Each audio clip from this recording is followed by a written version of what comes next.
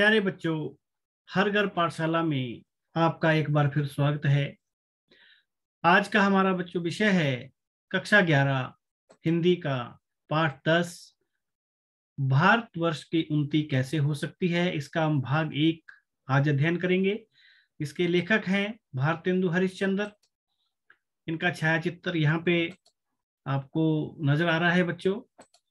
मैं शंकर देव शर्मा, प्रवक्ता हिंदी, राजकीय वरिष्ठ माध्यमिक पाठशाला लोहारघाट, आपके सामने आज प्रस्तुत हूं।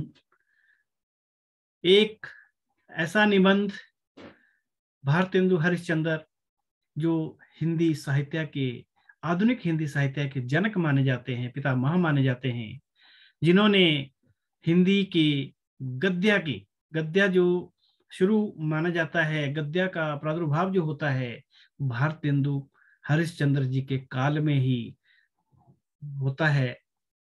तो इनका एक निबंध जो एक भाषण है, उसका अध्ययन हम यहाँ पर करेंगे बच्चों, जो हमारी पाठ्य पुस्तक अंतरा भाग 1 में संकलित है। तो पहले हम बच्चों इसका सारांश, इसकी भूमिका के बारे में जानते हैं।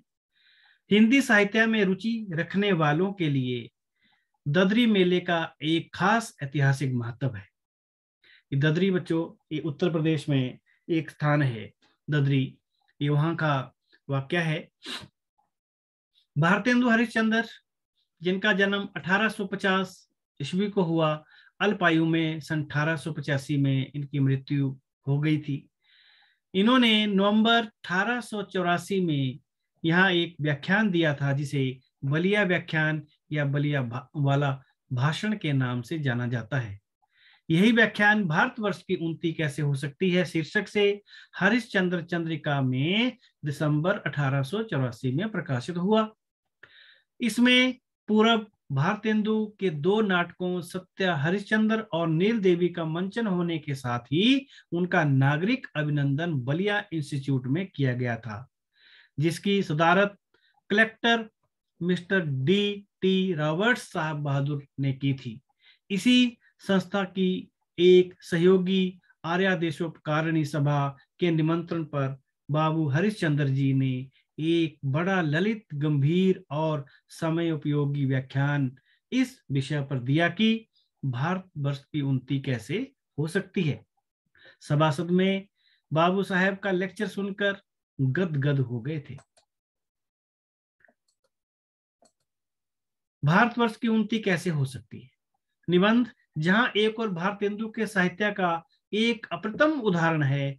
देशोपकार की मुख्य धारा के साथ केवल भारतेंदु ही नहीं जुड़े थे, बल्कि उस समय के तमाम साहित्यकारों के लिए साहित्य मात्र विनोद नहीं था, अपने समय और समाज की संवेदना व्यक्त करने, बनाने और बदलने का एक औजार था।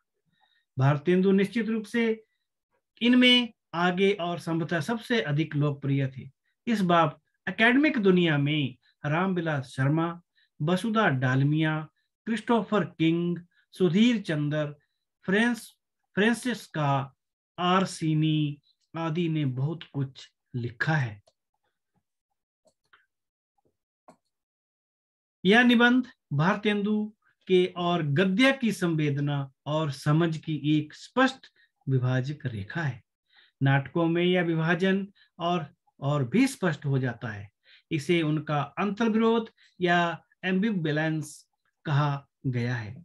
वैसे यह उस युग के लगभग सभी साहित्यकारों में विद्यमान था, जो लेखक, कवि, पद्य में विनोद रचते हुए प्राय स्थान स्थान पर ब्रिटिश सिंह के प्रति अपनी लॉयल्टी की मुनादी करता दिखाई देता है। वहीं अपने गद्य में विमर्श पर उतर आता है। यह उस काल की राजनीतिक सामाजिक व्यवस्था थी बच्चों। जैसा कि वो जो समय था, वो हमारा गुलामी का समय था, हम अंग्रेजों के गुलाम थे। उस समय हर साहित्यकार जो है वो देश भावना से ओतप्रोत था। अपने काव्य में हास्य विनोद के लिए या आनंद के लिए रचनाएं नहीं लिखी जाती थी। देश का, उसमें देशभक्ति का, राष्ट्रभक्ति का कुछ ना कुछ अंश जो है उसमें विद्यमान रहता था। साहित्यकारों का दुश्चित्तापन था। क्या था? खैर, यह निबंध हिंदी साहित्य में खूब पढ़ा गया। पाठ्यक्रम के भीतर और बाहर भी इसमें सब अपना अपना तत्व खोज लेते हैं। एक बड़ी रचना बार बार अपने पाठ की चुनौतियों और संभावनाएं लेकर मौजूद रहती है। और हाँ, 19वीं शताब्दी के ढलान पर बोलचाल तथा लिखित पढ़ की हिंदी के विकास और विस्तार की शेप का उम्दा नमूना तो यही निबंध है। बच्चों, अब हम भारतवर्ष की उन्नति कैसे हो सकती है, इस व्याख्यान के इस भाषण के कुछ चुनिंदा अंश जो है लेकर यहाँ पर उपस्थित हूं मैं, जिसको हम देखते हैं, अभी अध्ययन करते हैं। बच्चों, भारतेंदु जी ने अपने भाषण में क्या कहा? हमारे हिंदुस्तानी लोग तो रेलगाड़ी की तरह हैं। यद्यपि फर्स्ट क्लास, सेकंड क्लास आदि गाड़ी बहुत अच्छी अच्छी और बड़े बड़े महसूल की इस ट्रेन में लगी रहती है, पर बिना इंजन ये सब नहीं चल सकती। वैसे तो हिंदुस्तानी लोगों को कोई चलाने वाला हो तो ये क्या नहीं कर सकते। इनमें इतना कह दीजिए कि चुप साधी रहा बलवाना। फिर क्या, देखिए हनुमान जी को अपना बल कैसे याद आ जाता है। सो बल कौन याद दिलावे? या हिंदुस्तानी राजे महाराजे, नवाब, रईस या हाकिम राजे महाराजों को अपनी पूजा, भोजन, गप से छुट्टी नहीं मिलती। हाकिमों को तो कुछ सरकारी काम घेरे रहता है, कुछ बाल, धूप दौड़, थिएटर, अखबार से समय चला गया, गंवा दिया। कुछ बचा तो भी उनको क्या गर्ज है कि हम गरीब गंदे काले आदमियों से मिलकर अपना अनमोल समय खोवे। कुछ लोग या कहेंगे कि हमको पेट के धंधे के मारे छुट्टी नहीं मिलती। बाबा, हम क्या उन्नति करें? तुम्हारा पेट भरा है, तुमको दून की सूझती है। यह कहना उनकी बहुत बड़ी भूल है। इंग्लैंड का पेट भी कभी यूं ही खाली था। उसने एक हाथ से पेट भरा और दूसरे हाथ से उन्नति के राह के कांटों को साफ किया। अपनी खराबियों के मूल कारणों को खोजो। कोई धर्म की आड़ में, कोई देश की चाल की आड़ में, कोई सुख की आड़ में छिपे हैं। उन चारों को वहां वहां से पकड़ कर लाओ, उनको बांध बांध कर कैद करो। इस समय जो बातें तुम्हारे उन्नति के पथ में कांटा हो, उनकी जड़ खोद कर फेंक दो। कुछ मत डरो। जब तक 100-200 मनुष्य बदनाम ना होंगे, जात से बाहर ना निकाले जाएंगे, दरिद्र ना हो जाएंगे, कैद ना होंगे, बरंच जान से ना मारे जाएंगे, तब तक कोई देश सुधर नहीं सकता। देखो, जैसे हजार धारा होकर गंगा समुद्र में मिलती है, वैसे ही तुम्हारी लक्ष्मी हजार तरह से इंग्लैंड, फ्रांसिस, जर्मनी, अमेरिका होकर चली जाती है। दिया सलाई एक ऐसी तुच्छ वस्तु भी वहीं से आती है। जरा अपने ही को देखो, तुम जिस मार्किन की धोती पहने हैं वह अमेरिका से बनी है। जिस लाख लांकी टांक का तुम्हारा अंगा है वह इंग्लैंड का है।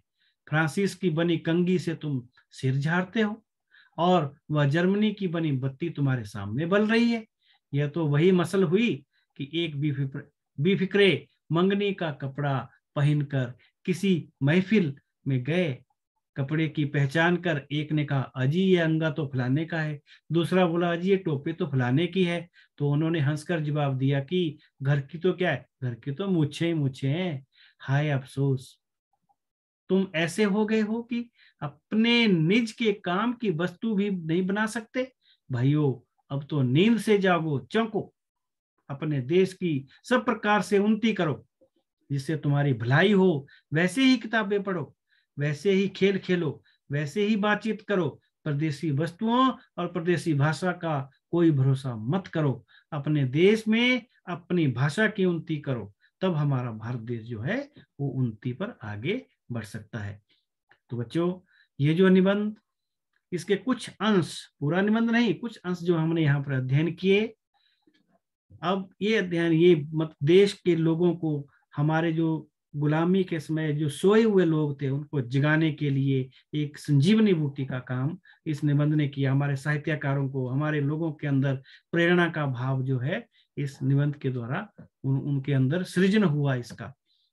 तो बच्चों, ये हमारा पाठ, जिसको संक्षिप्त में हमने इसका सार, इस पाठ को समझा, पढ़ा। अब बच्चों, अगले अंक में भारतवर्ष की उन्नति कैसे हो सकती है, ये भाग 1 का पाठ का जो सार है, हम इसको यहीं पर समाप्त करते हैं। अगले अंक में इस पाठ के अभ्यास प्रश्न और साथ में जो गद्यांश है उनकी सप्रसंग व्याख्या भी हम देखेंगे, उसका अध्ययन करेंगे बच्चों।